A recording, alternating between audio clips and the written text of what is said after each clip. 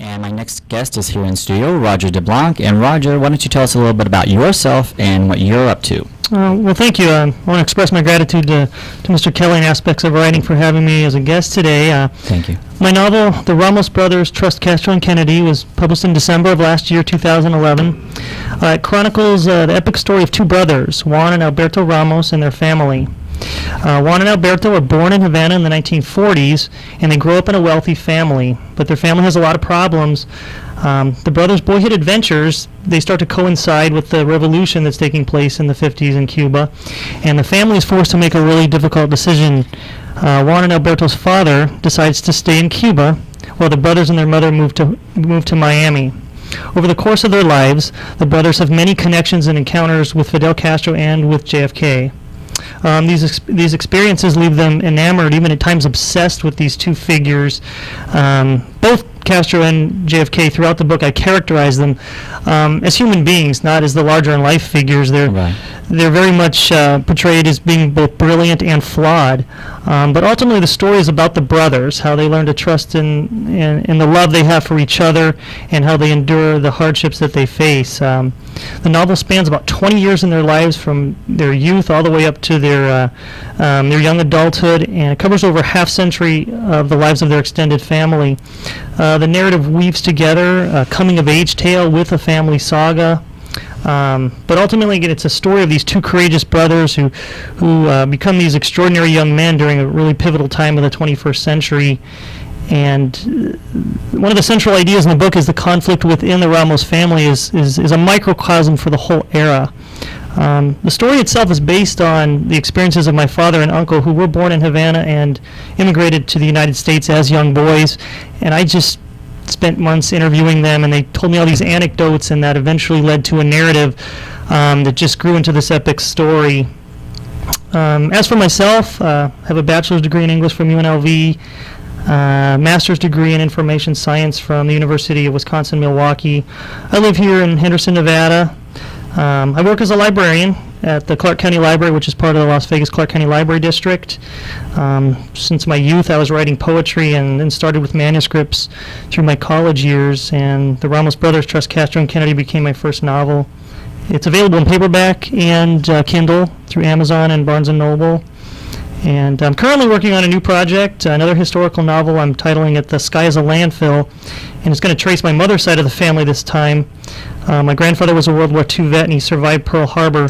So the novel is going to start there at Pearl Harbor and cover the war in the South Pacific, and then work through the arms race and the Cold War, and somehow make it to the current decade and the years following the events of September 11. And hopefully the next couple of years I'll have it finished. We're going to talk a little bit about 7 mistakes ebook authors make, and then this actually comes off of a website called about.com. Roger, would you like to take the first one there? Sure.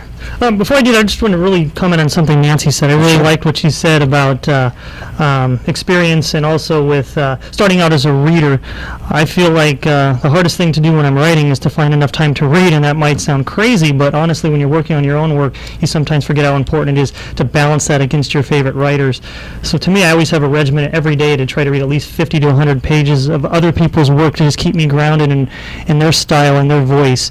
And when you talked about experience, I think for me, I finally realized, turning to my own family, there was so much to write about, whether it was with my father and uncle's experiences, and although I fictionalized them, there was so much to be learned from their life, and try to make a story out of that. And now with the current work that I'm doing, taking my mom's side of the family. So those two things really hit a chord with me when you mentioned those. That was just really cool. Well, actually, Roger and Dave were talking about this before we came on air. We were actually having a discussion about Goodreads, as a matter of fact. Yes, we were.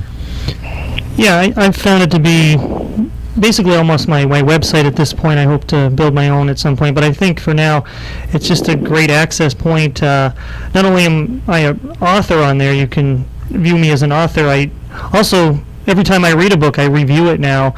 And the thing that's awesome about this website is you can go in and rate every book you've ever read since you were a kid. And I've rated 350, 400 books, and reviewed over 200 of them.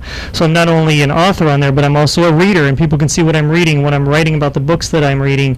And what's also interesting about Goodreads is when you are an author, when you create an account and you have your own book, you can do giveaways on there, and I actually didn't know about this at first when I became a member of Goodreads.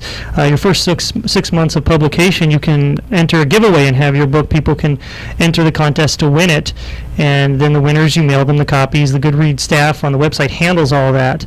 And when I did a giveaway, I just put 2 free copies that people could enter to win. I had over 500 people, I think about 530 people that were interested. A couple of them have read it. One of the people I don't even know, who I mailed it to somewhere in Tennessee, gave it a 5-star review. They had no reason to do that other than I hopefully liked it. They didn't write a review of it, but they liked it. And Roger, that $100 bill you sent along with it might have helped. yeah, if I had that extra money, that would be nice. The old book bribe works every time. I tell you, Goodreads is an amazing website in my opinion. I just really like it for not only the fact that I'm an author on there, but it's every author. I mean, even the biggest publishers, from Little Brown to Forrest Rouse and Garreau, all their authors are on there, and that's where those advance copies come from. People just enter contests for these advance copies. My wife won one of them, and she's reading it right now, and she's going to review it and give feedback, and the publisher can go on there and see what she said. So it's not just for everyday people, it's for even the biggest publisher, biggest authors in the publishing industry here are on there, or at least their publisher is running a author page for them on there, and they're giving away their books.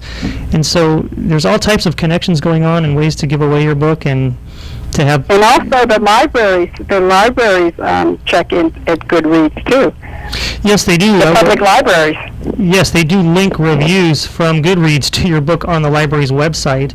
And Roger, thank you for the review that you put on Goodreads for Life with McDuck too. I appreciate that. Oh, you're welcome. You earned it. I enjoyed the book. I told you that several times, and I'm keep encouraging you. I'm waiting for your next one. And I use the library to my advantage. Being a librarian and working for the Clark County Library District, I've taken advantage of everything that I can. They bought copies of my book, the library. I have also know librarians in the Henderson Library District. I told them about it. They bought copies of it.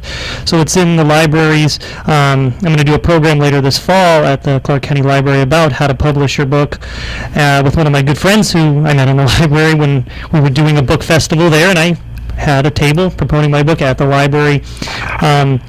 So I use everything I can within the library to my advantage. I tell patrons all the time that come in and that know me, and they've checked out my book. Several have bought my book and then have brought it in to sign it. So I knew that one of the advantages I had when my book was published, that being in a library, I'm surrounded by readers all day long, and there isn't a day that goes by that I don't mention it to someone that doesn't know about it.